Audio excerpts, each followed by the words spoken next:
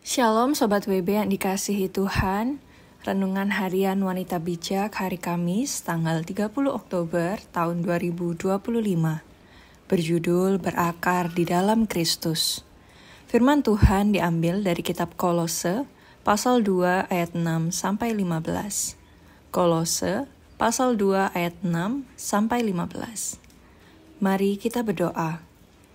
Sebelum kami merenungkan firman-Mu ya Tuhan, mohon kasih-Mu menyertai kami, agar kami dapat memahami kehendak-Mu. Dalam nama Tuhan Yesus Kristus kami berdoa. Amin. Pembacaan kitab Kolose pasal 2 ayat 6 sampai 15 dari Alkitab Terjemahan Baru edisi kedua. Demikian sabda Tuhan. Kepenuhan hidup dalam Kristus. Kamu telah menerima Kristus Yesus Tuhan kita. Karena itu, hendaklah hidupmu tetap di dalam Dia. Hendaklah kamu berakar di dalam Dia dan dibangun di atas Dia. Hendaklah kamu bertambah teguh dalam iman sebagaimana telah diajarkan kepadamu. Dan hendaklah hatimu melimpah dengan syukur.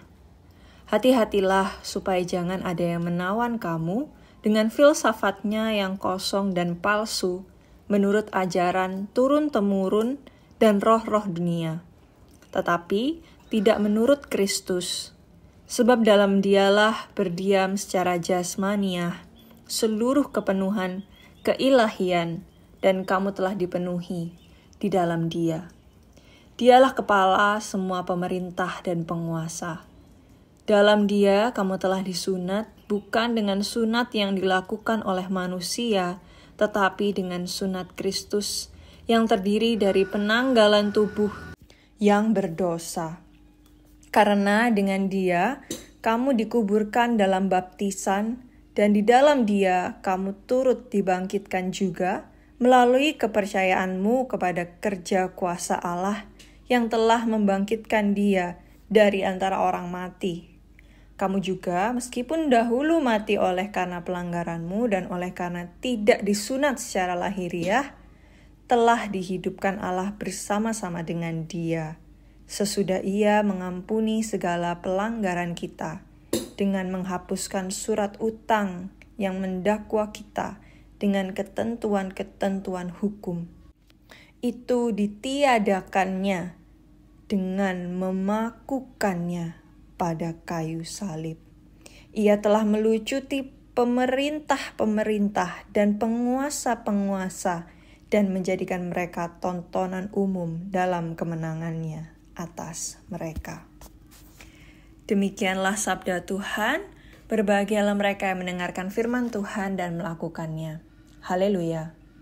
Sobat WB yang terkasih, bagaimana kita menjalankan hidup kita setelah menerima Kristus Yesus sesuai ayat 6-8? Bagaimana status kita setelah memiliki iman percaya kepada Kristus Yesus? Jelaskan sesuai dengan ayat 9-15. Sobat WB, bagi orang-orang yang hidup di zaman Yesus, salib adalah alat penyiksaan dan eksekusi yang kejam.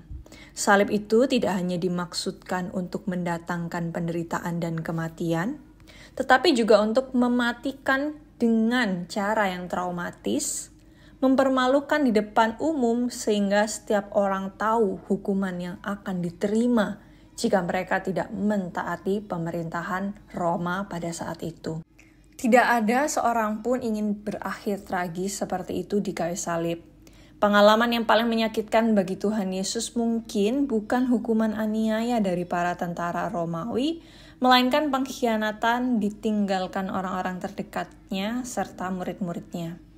Mari kita renungkan salib Yesus Kristus dengan sebuah pertanyaan.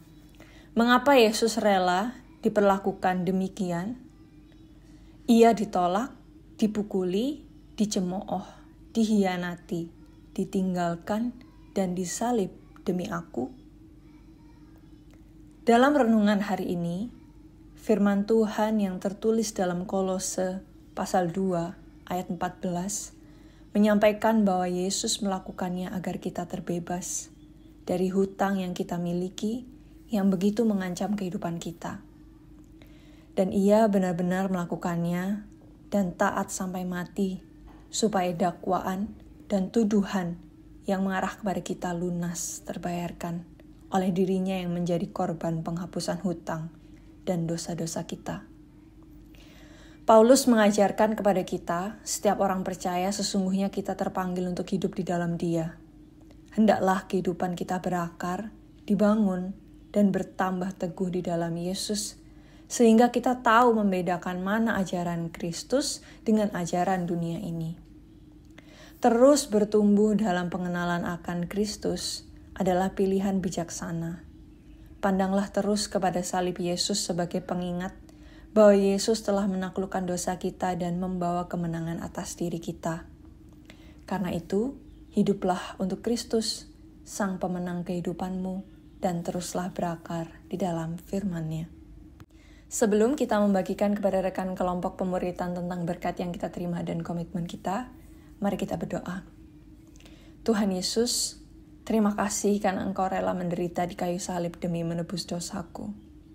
Ajarilah aku untuk memandang salib-Mu ya Yesus, dan kiranya hidupku berakar dalam pertumbuhan di dalam Engkau. Sang Juru Selamatku. Amin. Terus memandang salib Kristus membawa kita memiliki iman yang teguh.